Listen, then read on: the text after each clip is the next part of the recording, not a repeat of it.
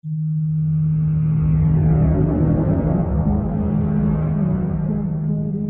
سوال ہے کہ خطبہ جمعہ میں تو خاموش رہنے کا حکم ہے، اگر عربی خطبہ کے دوران نبی صلی اللہ علیہ وآلہ وسلم کا نام مبارک آ جائے یا دوسری اذان کے دوران آ جائے تو پھر کیا کریں؟ اور نیز یہ بھی بتا دیں کہ جمعہ کی دوسری اذان کا جواب دینا چاہیے۔ نیز یہ بھی بتا دیں کہ دوسری اذان کے جواب نہ دینے کے بارے میں کہاں لکھا ہوا ہے؟ مطلقاً اذان کا جواب دینا ہوتا ہے، دوسری ہو تیسری ہو جتنی مرضی آپ نے بنائی ہوئی ہے، اذان تو ہے ہی ایک ہے۔ بخاری سے کہتے ہیں جی 2 اذانیں ہیں، وہ ذرا آپ پڑھیں تو صحیح کہ سیدنا عثمان نے دوسری اذان جو شروع کروائی تھی وہ دوسری نہیں تھی، وہ پیرلل میں ایک اذان تھی،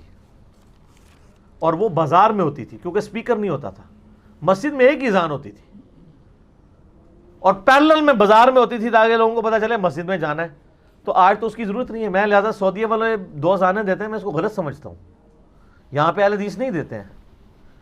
2 اذانیں مسجد میں دینے کا کیا تک ہے؟ کہاں صحابہ تابعین نے مسجد میں 2 اذانیں دی ہیں؟ بخاری سے لیتے ہیں، بخاری آپ خود کھول کے پڑھیں، بریلویوں کا ترجمہ ہی پڑھ لیں دیوبندیوں کا کہ حضرت عثمان کے دور میں یہ دوسری اذان شروع ہوئی اور دوسری نہیں تھی، وہ پیرلل میں تھا کہ جب آبادی بڑھ گئی۔ حضرت ابوبکر عمر ایک ہی دیتے تھے، لہٰذا اگر آج کوئی اگر ایک دیتا ہے وہ حضرت ابوبکر عمر کے طریقے پہ ہے، اس کو غیر مقلد نہ کہیں، پھر حضرت ابوبکر عمر بھی غیر مقلد تھے۔ وہ اہمی کہانی انہوں نے کرائی ہوئی ہیں۔ تو اذان جو ہے وہ اس کا جواب آپ نے جو خطبے کے دوران آئے، اذان کا جواب بھی دینا ہے جو وہ دے رہے ہوتے ہیں اس وقت، اور دوسرا خطبے کے دوران درود شریف میں آپ پڑھنا ہے جب آپ نے نبی علیہ السلام کا نام آئے، اس لیے کہ خطبے میں جو خاموش رہنے کو کہا گیا وہ یہ والا خاموش رہنا نہیں ہے کہ وَإِذَا قُرِئَ الْقُرْآنُ فَاسْتَمِعُوا لَهُ، جب قرآن پڑھا جائے خاموش ہو جاؤ، وَأَنصِتُوا، وہ یہ ہے کہ آپ نے آپس میں باتیں نہیں کرنی۔ اس میں تو حدیث میں یہاں پہ بھی آیا ہے کہ سب سے زیادہ ڈسٹربنس وہ کر رہا ہے جو لوگوں کو خاموش کرا رہا ہے کہ چپ کر جاؤ، اس سے بھی منع کیا ہے نبی علیہ السلام نے، صحیح بخاری میں آتا ہے۔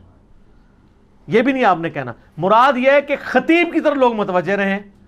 تو جب خطیب نبی علیہ السلام کا نام لے رہا ہے اردو میں یا عربی میں اور آپ نام کے ساتھ صلی اللہ علیہ وآلہ وسلم کہہ رہے ہیں تو اس وجہ سے لوگ تو ڈسٹرب نہیں ہو رہے، تو یہاں پہ آپ نے نام لینا ہے۔ اچھا ہمارے بھی بڑے لوگ عجیب ہیں، اردو والے خطبے میں جب کبھی نام آتا ہے تو صلی اللہ علیہ وآلہ وسلم لے لیتے ہیں، جب عربی والا خطبہ پڑھا ہوتا ہے اس میں نہیں لے رہے ہوتے، وہ سمجھ رہے ہوتے ہیں نماز ہی چل رہی ہے، اور کہانی بنائی بھی ہوئی ہے نا، وہ پہلے خطبے میں ایسے ہاتھ باندھ کے بیٹھتے ہیں، دوسرے میں یوں، تو وہ اب چونکہ آپ اس کو نماز ہی بنا دیا ہوا ہے تو پھر یہ، حالانکہ خطبے ہے ہی 2 ہیں، دونوں کے دونوں خطبے عربی اور اپنی مدر لینگویج میں مکس کر کے دینے چاہیے جس طرح اہل حدیث دیتے ہیں، اور تقریر کھڑے ہو کے ہونی چاہیے، بیٹھ کے نہیں، بیٹھ کے تقریر کرنا خلاف سنت ہے، اور یہ انہوں نے تیسرا خطبہ ایجاد کر لیا ہے، اور اس کا نقصان ان کو یہ ہوا ہے کہ وہ اب یہ جب حدیثیں بخاری مسلم کی سناتے ہیں نا کہ خطیب کے ممبر پہ چڑھنے سے پہلے جو آتا ہے نا اسی کا نام لکھا جاتا ہے، تو لوگ کہتے ہیں نہیں ممبر پہ خطیب اس وقت چڑھتا ہے جب وہ ڈنڈا پکڑ کے عربی خطبہ شروع کرتا ہے، تو ان کی اردو تقریریں مر گئی ہیں۔ اس کے عوض آپ اہل حدیث کو دیکھیں نا، ان کا خطیب چونکہ وہ دونوں کو اکٹھا کرتا ہے اور اس کی تقریر بھی کھڑے ہو کے ہوتی ہے، وہاں پہ لوگ ممبر پہ چڑھنے سے پہلے آ جاتے ہیں۔ تو انفی مسجد میں بھی اگر آپ جمعہ پڑھ کے وہ والا ثواب لینا چاہتے ہیں تو انفیوں کی پہلی تقریر سے بھی پہلے آپ کو چڑھنا ہوگا، کیونکہ ممبر پہ تو وہ چڑھ جاتا ہے نا، ممبر پہ تو اردو والی تقریر پہ وہ چڑھ جاتا ہے، اس میں الفاظ ہے ممبر پہ چڑھنے سے پہلے،